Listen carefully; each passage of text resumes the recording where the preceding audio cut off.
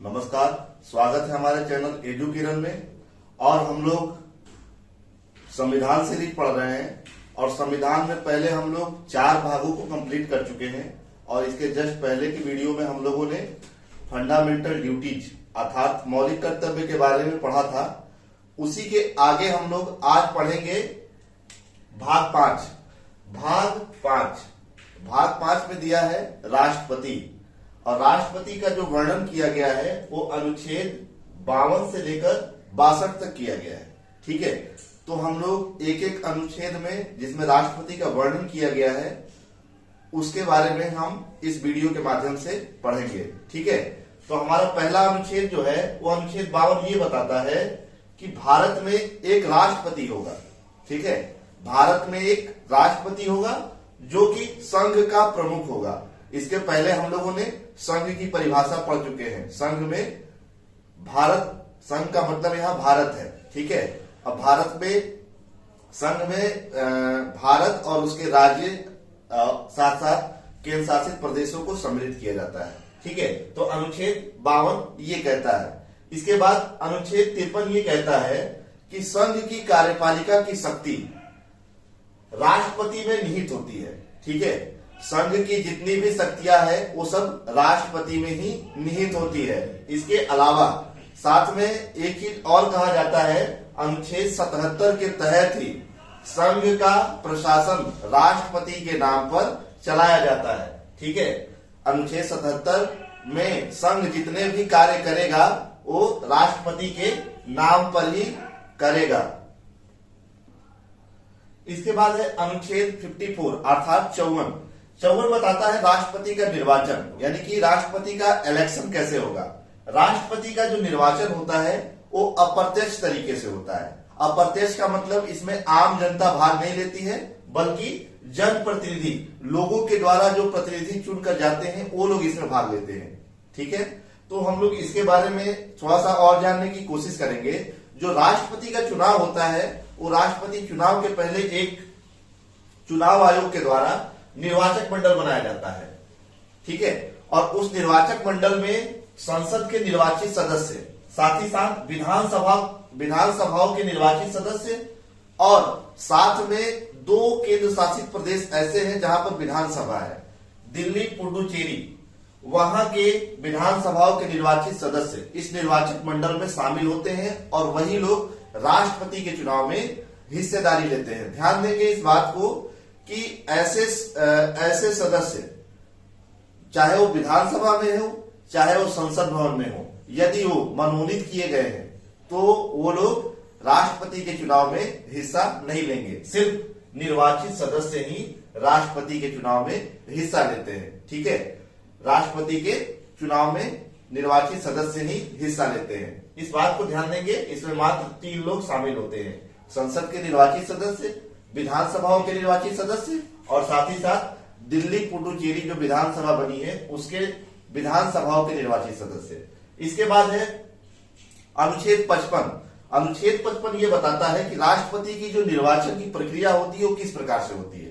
ठीक है, तो हम लोग ध्यान देंगे कि राष्ट्रपति की जो निर्वाचन प्रक्रिया होती है वो गुप्त रीति से एकल मत संक्रमणीय पद्धति, इसको हम लोग बोलते हैं अंग्रेजी में सिंगल ट्रांसफरेबल वोटिंग सिस्टम, इस आधार पर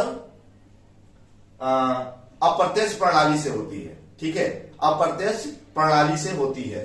ठीक है, और यह जो निर्वाचन प्रक्रिया है यह वरीयता के आधार पर होती है। वरीयता के आधार पर इसका मतलब ये हो गया कि जैसे कोई व्यक्ति है वो राष्ट्रपति का चुनाव लड़ रहा है और उसमें 2 प्रत्याशी है, तो यदि कोई सदस्य राष्ट्रपति के चुनाव में भाग लेने जाता है, मान लीजिए ए भी चुनाव लड़ रहा है राष्ट्रपति का और बी भी लड़ रहा है।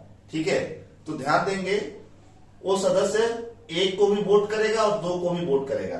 बस वो चाहे तो 1 नंबर पर बी वाले को वरीयता दे सकता है और ए वाले को 2 नंबर पर वरीयता दे सकता है। इस प्रकार से इसको हम लोग क्या बोलते हैं, वरीयता के आधार पर चुनाव किया जाता है। ठीक, इसके बाद अनुच्छेद 56 बताता है राष्ट्रपति का कार्यकाल। तो ध्यान देंगे राष्ट्रपति का जो कार्यकाल होता है वो 5 वर्ष का होता है। राष्ट्रपति का कार्यकाल 5 वर्ष का होता है।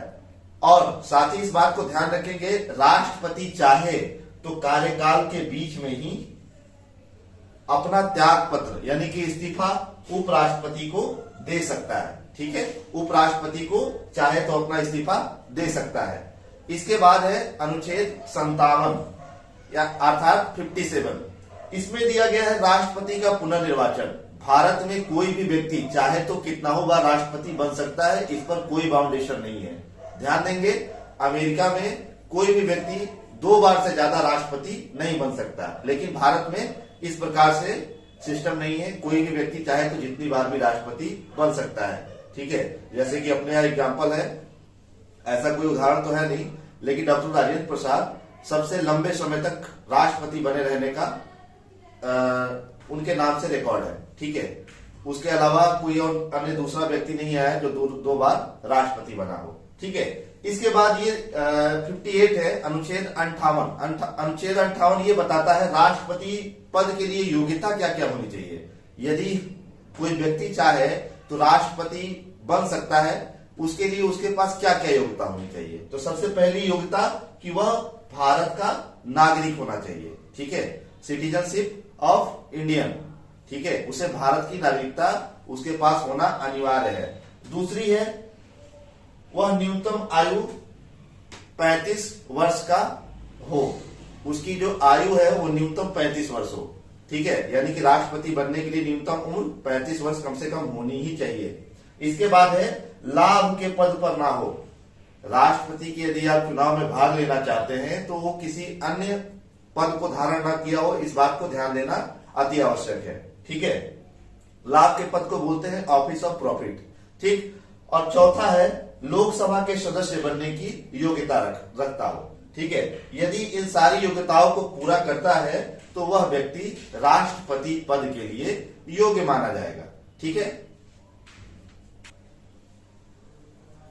अनुच्छेद 59 कहता है राष्ट्रपति कार्यालय के लिए क्या क्या शर्तें होगी। ठीक है, तो इसमें 3-4 पॉइंट है जो इंपॉर्टेंट है, उसको हम लोग देख लेते हैं। सबसे पहले तो जो राष्ट्रपति होगा वो संसद के किसी भी सदन का सदस्य नहीं हो सकता है। ठीक है, ठीक है, हालांकि देखा जाए तो संसद का अभिन्न अंग होता है राष्ट्रपति, लेकिन वो संसद के सदन का सदस्य नहीं हो सकता है, चाहे लोकसभा या राज्यसभा, किसी भी सदन का सदस्य नहीं हो सकता है। इसके बाद है उसके वेतन भत्तों में कटौती नहीं की जा सकती है। किसी भी स्थिति में राष्ट्रपति के वेतन में या भत्तों में कटौती नहीं की जाएगी। इसके अलावा राष्ट्रपति का जो कार्यालय होगा वो राष्ट्रीय राजधानी व सुप्रीम कोर्ट के समीप होगा, अर्थात उच्चतम न्यायालय के समीप होगा। इसके बाद ये इंपॉर्टेंट है शपथ, ओथ। राष्ट्रपति को उसके पद की शपथ भारत के मुख्य न्यायाधीश अर्थात सीजेआई के द्वारा दिलाया जाता है। चीफ जस्टिस ऑफ इंडिया के द्वारा भारत के राष्ट्रपति को उसके पद की शपथ दिलाया जाता है। यहां ध्यान दीजिएगा, शपथ दिलाता है मुख्य न्यायाधीश, भारत का मुख्य न्यायाधीश, और इस्तीफा देता है हमेशा उपराष्ट्रपति को। ठीक है, इसके बाद है अनुच्छेद 61 महाभियोग। ये सबसे महत्वपूर्ण है, इसमें ये थोड़ा समझने वाला है कि महाभियोग क्या होता है।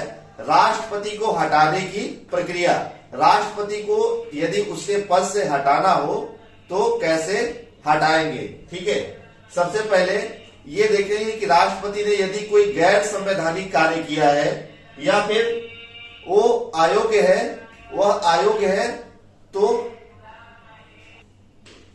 अयोग्य है या गैर संवैधानिक कार्य किया है तो संसद के किसी भी सदन के द्वारा, चाहे वो लोकसभा हो चाहे वो राज्यसभा हो, उसके कुल सदस्यों का 1/4 सदस्य हस्ताक्षर करके यदि 14 दिन के भीतर यदि उससे इस्तीफे की मांग करते हैं, ठीक है, यदि उससे इस्तीफे की मांग करते हैं और यदि वह इस्तीफा दे देता है तो ठीक है, नहीं तो उसके खिलाफ संसद के किसी भी सदन में, चाहे लोकसभा या राज्यसभा, उसमें महाभियोग की प्रक्रिया शुरू कर दी जाती है। फिर से ध्यान देंगे, राष्ट्रपति यदि कोई असंवैधानिक या गैर संवैधानिक कार्य करता है, ठीक है, तो संसद के किसी भी सदन के 1/4 सदस्यों द्वारा हस्ताक्षरित राष्ट्रपति से 14 दिन के भीतर इस्तीफे की मांग की जाती है। यदि वह इस्तीफा नहीं देता है तो संसद के किसी भी सदन, चाहे वो लोकसभा हो चाहे राज्यसभा हो,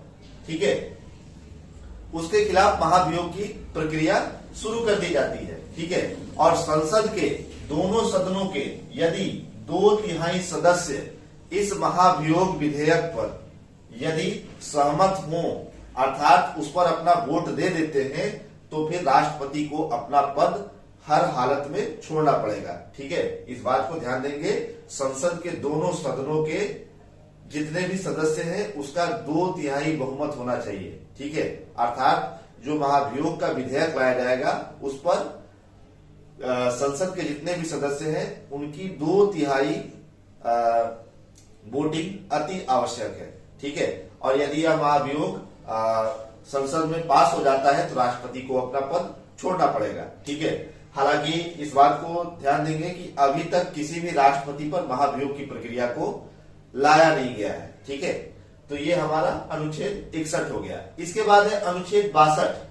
अनुच्छेद 62 ये कहता है कि यदि राष्ट्रपति अपने पद पर ना रहते हो, यदि मान के चलिए इस्तीफा दे देता है या कार्यकाल के दौरान मृत्यु हो जाती है, तो यदि वह अपने पद पर नहीं है तो उसके पद को उपराष्ट्रपति संभालेगा, और यदि उपराष्ट्रपति भी नहीं है तो सीजेआई अर्थात चीफ जस्टिस ऑफ इंडिया यानी कि सुप्रीम कोर्ट का मुख्य न्यायाधीश संभालेगा, और यदि मुख्य न्यायाधीश भी नहीं है तो उसके नीचे जो वरिष्ठ न्यायाधीश होंगे वो उस पद को संभालेंगे। ठीक है, तो यह अनुच्छेद 62 बताता है। और साथ ही साथ एक बात ये और बताता है कि राष्ट्रपति के पद को 6 माह के भीतर ही निर्वाचन करा के उस पद को भर लिया जाता है। ठीक है, अर्थात राष्ट्रपति के पद को 6 महीने से अधिक खाली नहीं रख सकते हैं। ठीक है, तो ये हमारा राष्ट्रपति था, और अगले वीडियो में हम लोग देखेंगे अब तक के भारत के जितने भी राष्ट्रपति बने हैं उनका क्रम और उनका कार्यकाल। ठीक है, तब तक के लिए धन्यवाद। आपका दिन शुभ हो।